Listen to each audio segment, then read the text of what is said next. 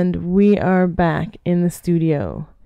And now we have with us a couple of special guests in the studio who are going to share with us, as mentioned previously, what's going on the ground here in San Diego that we need to be paying attention to, particularly with respect to police and community relations. I am just adjusting my mic here so that we can all be heard and try to see each other. The architecture in the studio is a little bit awkward today, but thank you, sisters, for joining us here. Thank you for having today. us. Thank you. Let me just make sure that we're getting some levels on the mic. Catherine Mendonca, did I say that right? Mendonca. Okay. Can you just say hello to everybody so I can check your levels? Hello, everyone. I'm a Copwatcher in San Diego, and very grateful for this opportunity to talk about what we do. Okay, I think that your mic is all the way up, so we're maybe gonna need you to project your voice a bit when you are talking. And then we have Aramik Blake. Hello, everyone. As she said, my name is Aramik Blake, and I am a San Diego community organizer and activist. Great. Okay, so same thing. And the mics in the studio are super sensitive, so don't be afraid to really get up close and personal with the mic. Yeah, you know, like, because I've got you all the way up, and so yeah, projecting and being intimate with the mic. All right, great. So I'm so glad that you all are joining us here today. And just to catch our listeners up, we have again Catherine Mendonca. Am I saying that correctly? Okay. We've got Kat Mendonca. She's the Director of Communications with United Against Police Terror San Diego and Affirm San Diego. And then we have Aramik Blake, who's a community organizer and activist and founder of V-Girl and Attitude. And she's part of planning an action today at 3 o'clock that we're going to hear about. So first, for those who are listening and who don't know what United Against Police Terror in San Diego is, Kat, can you tell us a little bit about that organization? Absolutely. So I'm, as Kim was saying, I'm with United Against Police Terror. I am a Copwatcher and community organizer in the area of Mid-City, City Heights. We track officer-involved brutalities, deaths on a county-wide level, and tracking vehicle stops. And we actually have implemented, since Trump has been in office, a almost 24-hour Copwatch program in City Heights in our neighborhood. And our goal, because we track these deaths, because we track these brutalities, we really want to show up for our community before something happens, because we value the lives of our community members, our neighbors, and we really would love to promote and to activate people to think, to respond, and to prevent, versus us coming out to react to what law enforcement do. I think it's very important to be prepared in order to save a life with all the threats right now under, a fascist presidency. I've never been a fan of any kind of presidency. We practice, we are a group who's anarcho-syndicalists and anarcho-feminists. So we I think now more than ever, we need to show up for our neighbors, and this is basically what we do. So, okay, so let's back up a second, because there's a lot going on there. I mean, one is just in the name, right? United Against Police Terror. So, San Diego is a place that it seems pretty pro-military and pro-law enforcement. And so the idea of putting police and terror in the name of your organization in such a way, how did that happen? Interesting. So quite a few years ago, I was sexually assaulted by an LA police officer in the West End division of the LA Police Department. That's fucked up. Oh yeah. You know, I do have a diagnosis of PTSD. So it's kind of a play on the type of, it's not only the brutality, it's not only the physical brutality, but we also wanted to, by saying terror, we also wanted to address what kind of ongoing surveillance and threats and trauma marginalized communities face when they still have to live with the scars of constantly being stopped, being violated. I think it was very important to us to distinct that it's not only the brutality. I do believe it's very softened when we talk about misconduct. It makes light of what law enforcement departments are capable of. And the acronym itself, UAPTSD, it's a United Against Police Terror San Diego, but it also PTSD. I just now peeped that. Yeah. So for us, it's very important that we understand the trauma that communities, whether it's a vehicle stop, whether it's a own autonomy violation, a sexual assault, a brutality, a killing, there's still trauma that resides. And it's not necessarily physical brutality, but it's the terror that, the community of City Heights faces, Southeast San Diego, constant threat with able helicopters, gang unit stops. So we want to address, kind of the healing and the advocacy for those still living in a police state. Well, thank you for the courage and the love that it takes to share about your own personal trauma, as well as thank you for engaging in this level of community upliftment work. It's very important. Thank you. Can you then, okay, so you also mentioned that you're anarcho-syndicalist and anarcho-feminist. For folks who don't know what any of that means, could you just break that down a little bit? Sure. So on a very basic level, anarchism, it means freedom without authority. It doesn't mean chaos. It doesn't mean rioting in the street. It actually depicts a society where there are egalitarian structures. And when I say anarcho-syndicalism, it's basically an anarchist socialist lens where it's working mutual collaboration and cooperation among communities, but it's it's horizontal. It's horizontal. So you don't have hierarchy in the organization. Is that what you're saying? Yeah, we do have founders, but we want to make it leaderful. For folks who just joined, we like to consider ourselves mentors because all we're doing is passing along information.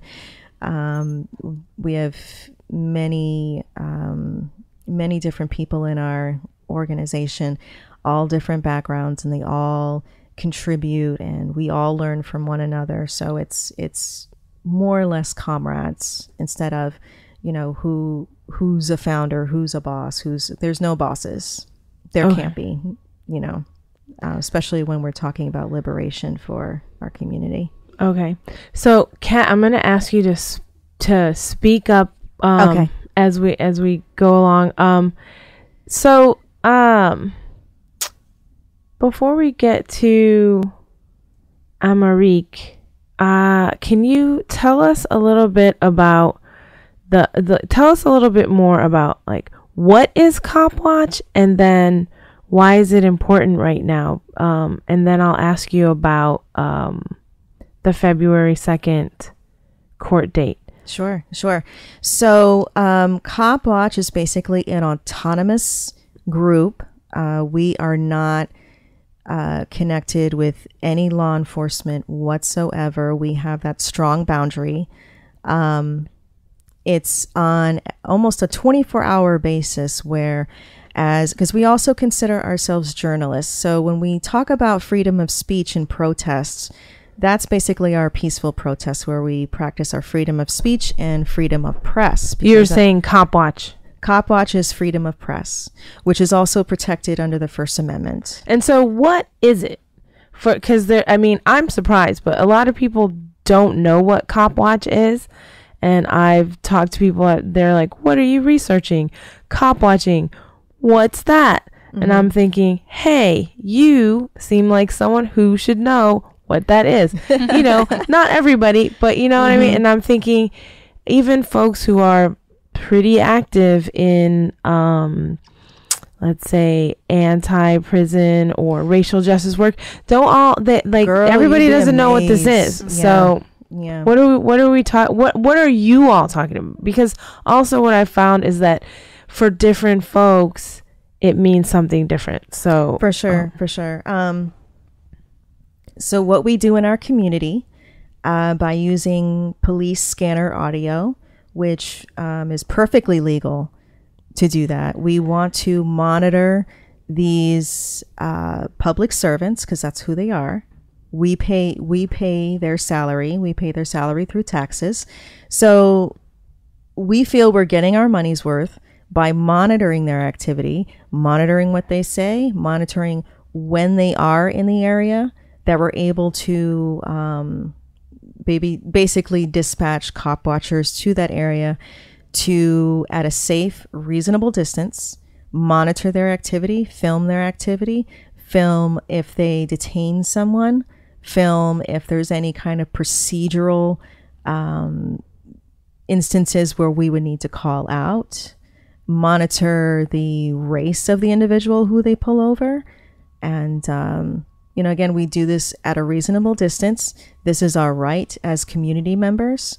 And we also do this to remind, in particular, the San Diego Police Department, what our rights are as individuals, as community members, and reminding them that us filming the San Diego Police Department, is also something that they have to protect. So again, at a reasonable distance, we also, for the community awareness, we track which officers who are in the area, who are on the beat, their name, their badge number, their salary, and if they have brutalized or killed anybody and still are on the force in our community. So where's that information? It can be found at uaptsd.org. uaptsd.org. Yes. Okay, so you are also building then some kind of database, yes, maybe, for lack of, or for sure. Okay, so you're not only going out and engaging the police face to face in the street, but you're also, if you want to say, archiving this information or making this information or key parts of the information available to Absolutely. community. So our website contains lists of people that have been brutalized by San Diego, by basically any branch of law enforcement in San Diego County. We also have an ongoing stolen lives list. We do feel that people, when they're killed by an officer, their lives have been stolen from them because it's not something that's supposed to happen in our society. They're not, public servants aren't supposed to kill. They're not supposed to have that type of authority to make that decision. Judge, jury, executioner. Yeah, they're not, I mean, but it's obviously a very oppressive institution. But we commemorate people's lives lost by having an ongoing stolen lives list because every life counts. We also track every law enforcement officer in San Diego County that is currently on the beat, what their badge number, ID number, salary, and we also have a list of killer cops, whether they're retired, whether they're still on the beat. So our way is advocacy, that we want to turn up for our community members in the sense where whenever there's a stop in our neighborhood, we show up. We show up with cameras. We show them that we are watching them and we're holding them accountable, but also providing to the community, this officer is still in our neighborhood. We have seen them stop countless people, or this person has killed somebody, has brutalized someone. This is important for the community to know because there's a lot of information that is kept from the same community members who pay their salary. So we want to just provide that level of transparency because if this is what we pay for, so we're entitled to know. So until that happens, we want to provide that for San Diego County.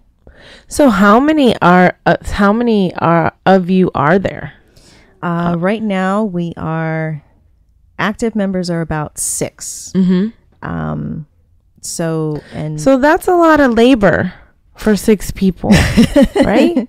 It's it's all volunteer. It's activism behind the scenes. Some people, and like I said, I kind of touched on the reactive part of activism versus the responsive part of it. But there's a lot of activism that happens behind the scenes as far as data collection and, activism just doesn't necessarily mean showing up for a march.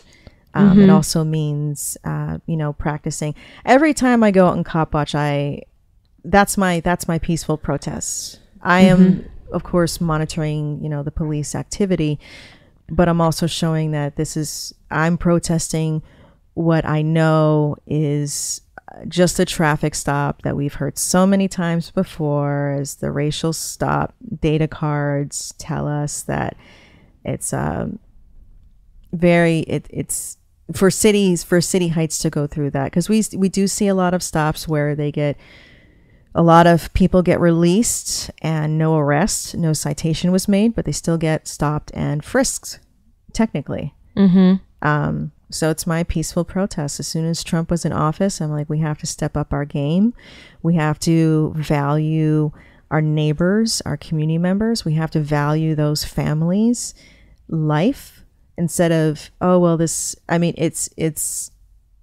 good to show up if something happens, but let's show up before something happens.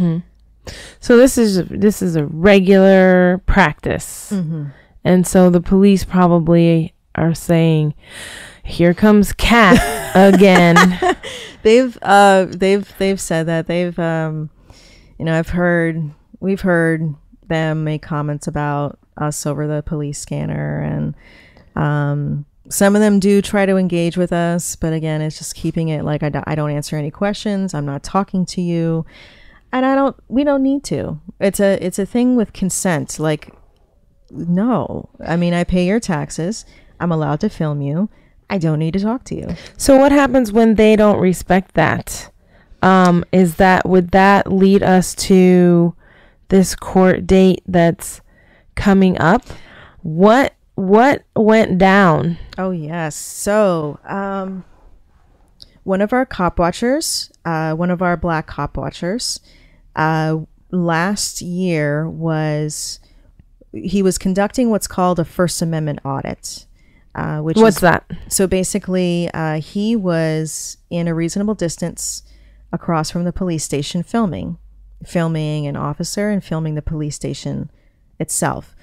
Totally legal under the First Amendment. He recorded an officer coming up to him because, he practices. And if I may say, am I able to say? Yes, you can say whatever you want. We're not censored here. Awesome. Yes, and you can also, I feel so much more comfortable and now. Speak real loudly too. Yes. Okay. So he practiced his amendment right to say, "Fuck the police." Mm-hmm. This officer, which I will say his name, Picard. And I will forward the information. He approached our Copwatcher while he was filming, saying he will arrest him for cussing. And he detained him in the back of a cop car. Other allies showed up to film the police, and there were at least half a dozen officers that showed up on the scene just for a black Copwatcher filming police and put in the back of a cop car. His First Amendment rights were violated. Regardless if cops don't appreciate people swearing, it is not illegal. Thank goodness. I curse like a sailor. Well, that's the thing. We have there's a lot of families that we do outreach to, and how they're enraged and how the system has fucked with them. Mm-hmm. Their family members being brutally killed, and the rage is justified. They're not allowed to say fuck the police. Like, it kind of goes into the respectability politics of it. They're technically, cops are meant to protect, basically reinforce laws, and there is no law saying that you can't say fuck the police. Right. So it's important to know that while our hi. So, just to use that as an example, let's say myself, or if there's other allies, because after that situation, we conducted a First Amendment audit of the police station, and we didn't get any trouble. We didn't get any trouble at all. He was definitely targeted. So he has a trial, which there was one trial. There was one trial in September. And for some reason, they extended his trial to February 2nd, which I believe that he cited for inappropriate language, which I don't even know. I mean, basically, I think the reason why they're pushing back his trial is because the police department knows that they messed up. They know they messed up. He did not break any laws. He did not break any laws whatsoever. And it's gotten enough attention with auditors, police, law enforcement auditors, cop watchers across the country, where they definitely let the San Diego Police Department know that this cop watcher's rights were violated. So what can we do, the listeners, those of us who are actually here in San Diego, what can we do to support this brother? So I will be signal boosting the event page on our Facebook, and it's very simple: United Against Police Terror San Diego. The signal boost would be turnout for Edward Foreman, and it'll say Black Cop Watchers Matter. So the trial will take place at the Mira Mesa Courthouse. The Mira Mesa Courthouse, y'all. Oh, I'm sorry. Claremont Mesa Boulevard. Claremont Mesa Boulevard Courthouse, y'all. And I'll be. And when is this? I can forward that to you. We believe it'll be in the afternoon. I will. Of February 2nd? February 2nd, correct. So that's next Friday. Yes. Okay, so next Friday, everybody show up at the Claremont Mesa Courthouse. So we want everybody who's listening to check out United Against Police Terror San Diego on Facebook. Is that right? Would it be like the sort of Facebook / Yep, Facebook/UAPTSD. Although if you Google United Against Police Terror San Diego, it'll definitely come up. Even if you Google San Diego Copwatch. And we need just as many bodies as we can get in the seats, showing that just because a black cop watcher is empowered, and basically it's for his self-determination, for him to be targeted like that, we need to show up and say, no, you know, he's entitled to film, he's entitled to his freedom of speech, he's entitled to his freedom of press. Right. So. Well, thank you so much. We definitely are sounding the drums for showing up at the courthouse on the 2nd. Right now, we are going to take a quick break for a piece by Ant Black, who is a SoCal spoken word and poetry slam performer. And this is a piece that I shot at the Lyrical Exchange. Was it Lyrical Exchange? No, I'm sorry. I think it was Black Expressions. Oops. Okay, both of them worth checking out. Black Expressions in Barrio Logan. And let's see if we can get some sound on this. Move here. I'm playing this from my phone, so I hope it goes okay. And give a big round of applause to everybody who hosts this venue, who runs this space.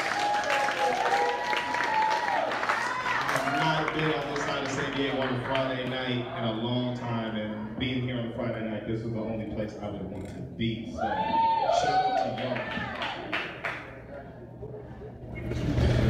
When your best friend is a police officer, you keep your feelings confidential like case files. You patrol your emotions. Honesty is coerced like a non-voluntary confession. You treat the word justice like a broken tail, like risking the danger of ignoring it or approaching the subject with guns drawn. We have not spoken since Ferguson. Since the body lie on the asphalt smoldering in our silence. Since people and police fought over the words we couldn't share with each other. How your black skin makes movement seem so unpredictable. How your hugs have always felt a little too tight around my neck.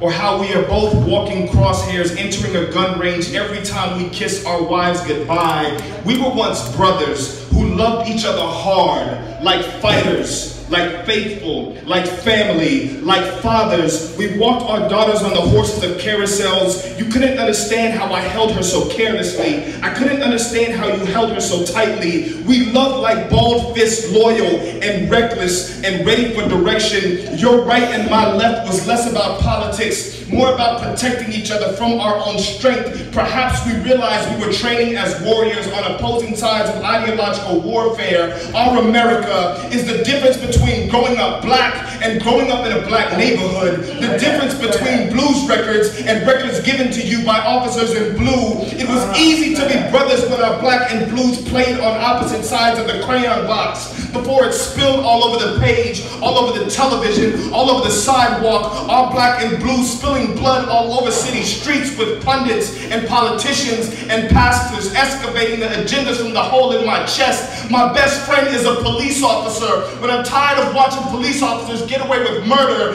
41 shots murder, severed spine murder, BB gun murder, off duty after a loud party murder, in front of the liquor store murder, watching it on Facebook Live murder, not indicted, not guilty murder, and the code of silence in our eyes makes me question how much my fear matters, which is to say how much my body matters, which is to say how much my life matters. I guess it matters whether we see each other exceptions or as part of the problem, how we leave a path of destruction in order to serve and protect the institutions that tore us apart. I should have known when you turned your back on God that you would turn your back on me. If only I was as good a friend as I was your brother.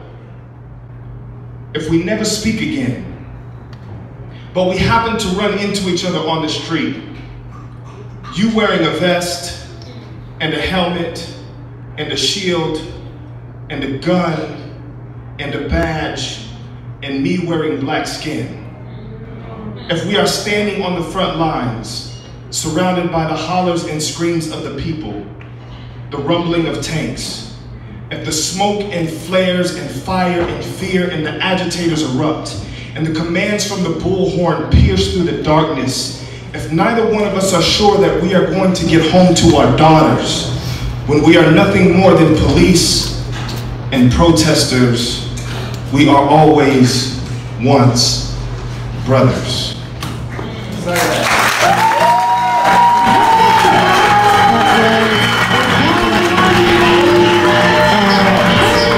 Black Expressions, actually a few weeks ago, and we are back with Art Culture Movement, and we have Amarique Blake here in the studio. Hey. Amarique, how you feeling? I'm feeling good. I'm feeling real good. Good. So glad to have you here to school us on what we need to know about what's happening in our schools. Yes, definitely. So as I understand it, there was an incident in La Mesa High School. Can you tell us? Yeah, Helix High School, and it's located in La Mesa. All right. So Helix High School, on Friday, there was an incident that took place with a La Mesa PD officer. So just this past Friday. Mm-hmm. Why is there an officer in the high school? Exactly. There's officers in middle schools and elementary schools. So no. After we take care of this, then we're gonna start organizing to get officers out of schools. But that's a whole nother ball game right there. So right now today you're representing campaign and organization. Yeah. So both. I work with I'm the director and co-founder of Generation Justice. Okay. I also have an organization called Attitude Check. So I basically do all the restorative justice cases and restorative justice consulting for pretty much all the justice systems within San Diego and justice partners alongside community and organizations that actually implement restorative justice. And then on top of that, I do, so Generation Justice is youth organizing. Mm-hmm. So I organize youth to advocate for themselves. And whatever issues they're having, I organize to make sure that they can build power and create change. And so those are a couple things. And then Attitude Check is a little bit of like restorative practice and activism all in one. And that's more so targeted for gender specific for young ladies and just how we interact with each other and ourselves and self-image, all those good things. Wow. So in this case of Brianna Bell, is the young lady's name, who on Friday, she was brutally body slammed by La Mesa PD, an officer who is considered a resource officer for the school. So he body slammed her at school. Body slammed her. Yes. What the video has gone viral. It's on my page everywhere. So who recorded a video? It was a collaborative of students who, after seeing her body slammed the first time, pulled out their phones and was able to catch the second time. Oh my goodness. Wow. Yeah. So it's horrific to watch. But it is pretty much everywhere. It's a national story at this point. As soon as that happened, they reached out. My sister goes to that school. So this is the work that I do. So it was just natural for her to reach out, send me the video. She sends me the video. And that's when I go public and say I will be shutting down the school Monday morning, and I post a video and it goes viral. Wow. Yeah. So today it's Wednesday. Yes. What's happening? Something's happening today at 3:00. Yes. Is that right? Today at 3:00. So Monday we had a student walkout. All the students walked out. We had a press conference and rally. Tell us about that. Yeah. So the parents, after Breonna Bell has not been public with anything because she's dealing with, this was so traumatic and her parents are not used to this. So they asked me to kind of represent the family. And so that's what I've been doing. And so no one should be used to this. Exactly. Never in their wildest dreams did they think that their daughter would have to go through this. And then the lies that came out trying to destroy her character from the police and the school was really disappointing, disheartening, and we're angry. So we began to speak out about everything that took place. There was lies, and I'll kind of tell you about the lies that were told. But Monday morning, we went out, held a press conference so that myself, other community leaders, and students could articulate and put on blast the lies that were being told about Breonna, and then also put our demands out. And if our demands did not get met, the kids would not have continued to go back to class and or go back to school every single day. Luckily, we didn't have to shut the school completely down. They allowed the kids to come out to the protest, and then they adopted all of our demands. What kind of demands? So some of the demands were that eventually the school will work towards getting a police officer off campus, getting an resource officer that's a woman, until we get to fully, completely being a restorative practice campus. The county of San Diego declared that San Diego was a restorative county, which means that every school should be implementing restorative justice and restorative practices. And every school is not. Helix is one of those schools. So they have agreed to get the training for myself and some others who are experts in restorative justice and restorative practice, and start to implement that so we can weed out officers on that campus altogether. Another demand we had was that this officer never stepped foot on the Helix campus. These are the things that Helix can control.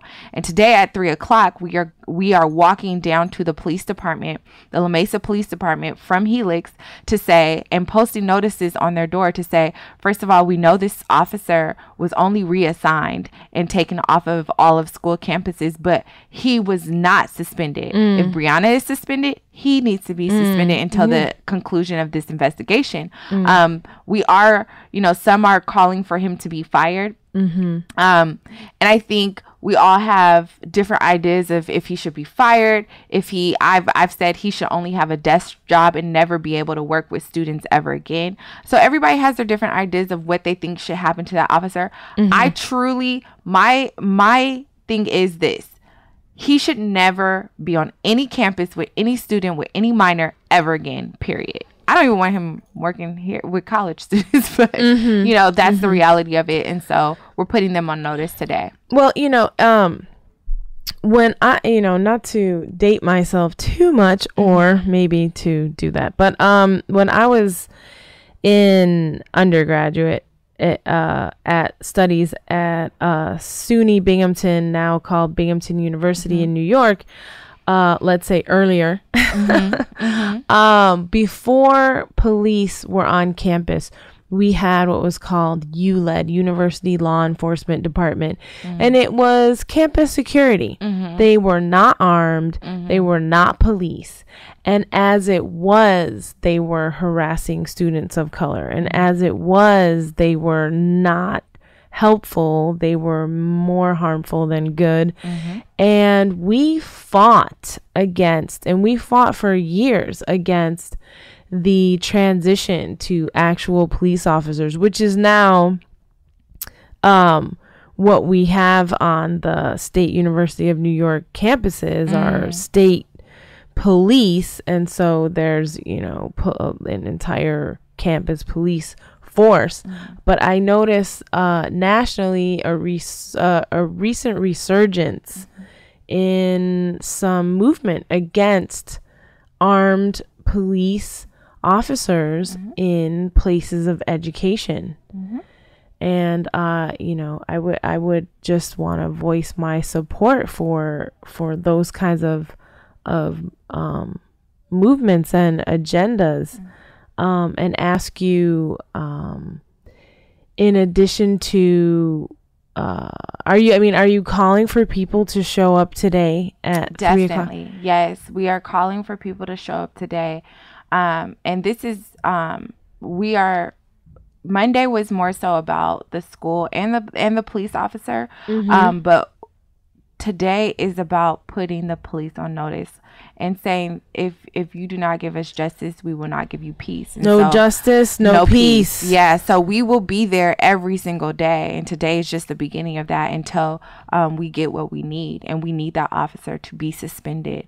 It is not okay that he's still getting paid and he's still working after he damaged this young lady the way he did. And so we're calling everybody. We need all the bodies we can get. And I always tell people, I'm threatened to get arrested every single day, so I'm used to it. But if that's not how you want to put your body on the line, just come, show up, use your voice, record, and just be in support and solidarity with us. Because we all have different approaches of how we handle things. I always say when I'm working with youth, it's always nonviolent. So you don't have to worry about that, but just come, show up, and use your voice. So again, where would people go today? So today you would meet at Helix High School in La Mesa. I can't, give me a second to pull up the address for you. And then we will be walking. The walk is about 10 to 15 minutes to the La Mesa Police Department. And so media will be there. And we're trying to get as many, adults. Oh, she put up the address. Thank you, Kat. 7323 University Ave, La Mesa, California, 91942. Again, that's 7323 University Ave, La Mesa, California, 91942. So we're gathering a little bit before 3. We'll start walking at 3 o'clock. We'll get there, and we're gonna post those notices and you let our voices be heard. I wanted to just see if we could hear a little bit of the tension and the gravity of what took place. But so right now it is 11:48, so we still have about 10 minutes left in the show. And so you had mentioned, Amerique, that after today that people are going to continue to show up and apply pressure to the police. How are you anticipating that taking place, and where? So yes, so we organize, and before I even get into that, I just want to say, you can't hear the sound like on the video, but so people ask the question, well, what does she say in his ear? Does it matter? She was handcuffed. So how do you restrain somebody who's already handcuffed? Like, she's not a danger to herself or others. She wasn't trying to get away. She complied in being handcuffed. So you can't really hear too much of anything. Everything is in what you see. But people say, well, what maybe she said something. Who cares? Words should never make you throw a young lady, and not even throw, body slam her on the concrete, and her underwear, things were exposed, and it's like, this is how you treat us, as if we were rag dolls. So just to kind of give you guys what really took place in this video, and you can really look it up anywhere at this point.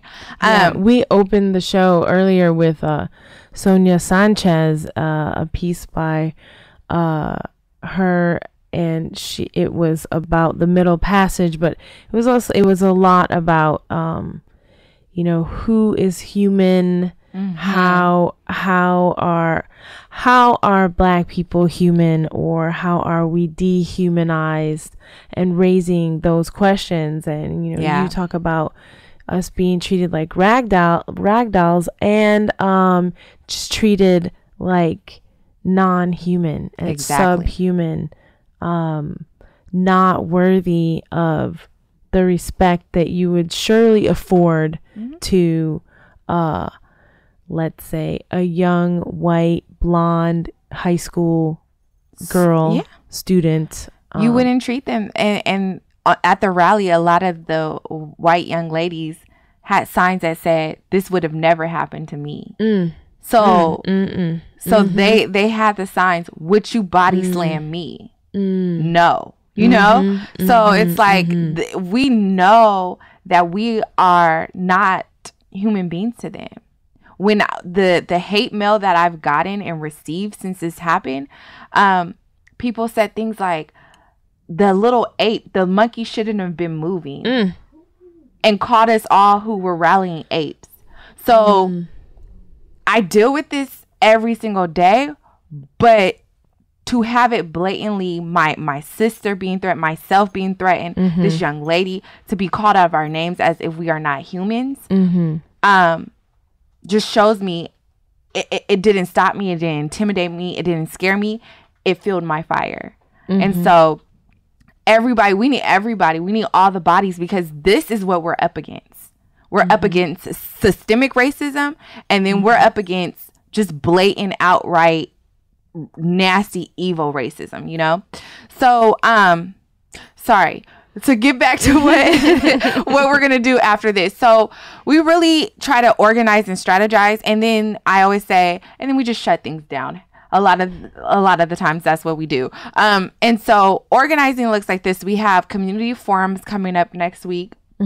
With the school, with the police chief. We have a couple private restorative conferencing with the chief of police, and I'm a certified mediator, so we have some students coming who have really felt the bulk of the harm. The young lady Brianna will not be a part of these things because, like I told the officers, you guys cannot restore what has been done to her, right? So the other kids that have been affected by the other students that have been affected by this, we'll be doing some forums with parents, teachers, because the root of the issue happened when a teacher discriminated against this young lady and accused her of having drugs because she's anemic and she was dizzy. And so that's how the whole incident started. So we're going to the root of the issue and dealing with the school. And then as far as the police department, we're if they do not comply with our demands, like I said, I'll be there every day. And then at 3:00, when the students get out of school, they'll be meeting me over at the police department. And we are going to disrupt. So whatever that looks like, each day, we're going to disrupt. We're going to make your jobs hard because we're not giving you any type of peace unless you give us what we need. And then on top of that, we are asking, once the investigation is complete, I don't really care which way this investigation that they're doing goes. We are asking DA Summer Steffens to, election is coming up. She knows she has not been on our side, the Black community, in regards to the harm that herself and Bonnie Dominguez has caused. So we're calling her out and we're saying, we will come to your front door until you press charges against this officer, because you have the power to do so. And this is the prime. If you are really about what you say and you say you support us, this is the time to show up and show that. So that every day I'll be putting on my Facebook what we're doing that day, what's happening, being very transparent, because I know people, I move very fast, so I know people want to be a part of the process. So you can check out my Facebook, which is Aramik Mika. So it's AEIRAMIQUE,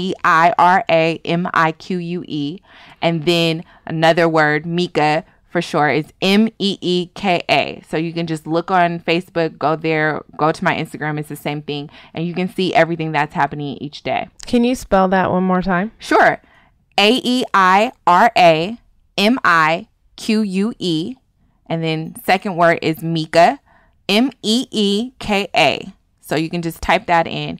My full name is Aramik Blake. If you want to see pretty much every story nationally will pop up if you just type it in and go to whatever story you want to read on about this so you can get more information. Okay. So some folks might say, what is meant by restorative justice? And as a matter of fact, one of my mentors, who's from the Young Lords Party, says, Black and brown people cannot get justice in the current system that we have here. It's built into the fabric of it that it's impossible. So what is restorative justice, would you say, part of the what are called reform movements, or how would you situate this in terms of these questions of maybe like reform or revolution? Oh, that's a heavy question. So I will say this. I get the same things that people always ask me. When you think of restorative justice, you have to separate restorative justice and restorative practices, right?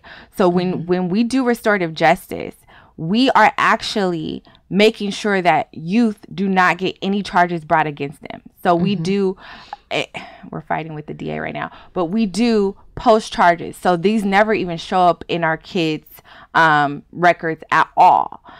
So restorative justice is the DA may get something, the sheriff, the probation, and they send it to us, and then they go through the restorative process so that they don't have to go through the punitive system, right?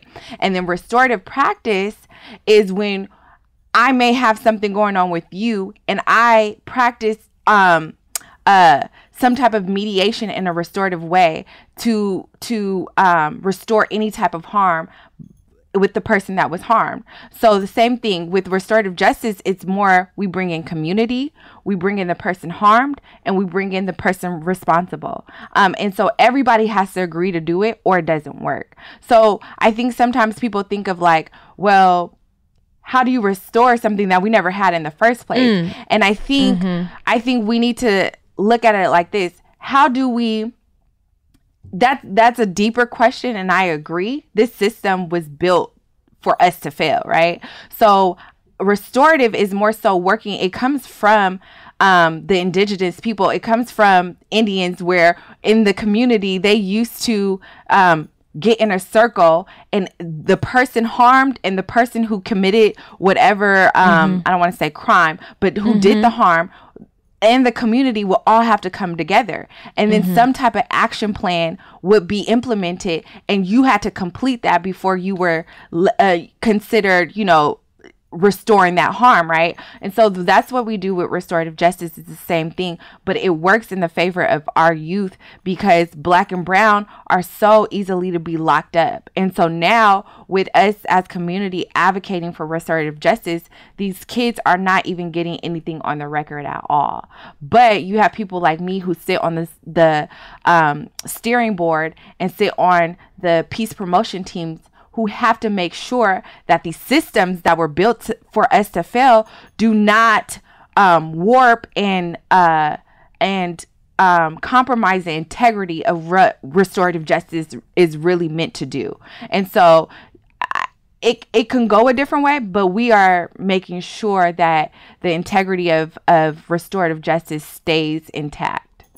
Right. I hope that answers your question. Right. So yes. And I also think that, yes, very much. And I also think that we should probably have both of you back on to continue these kinds of conversations, and also invite more folks, because these are not things that we can kind of, let's say, resolve in an hour, in 20 minutes, you know, in a brief initial conversation.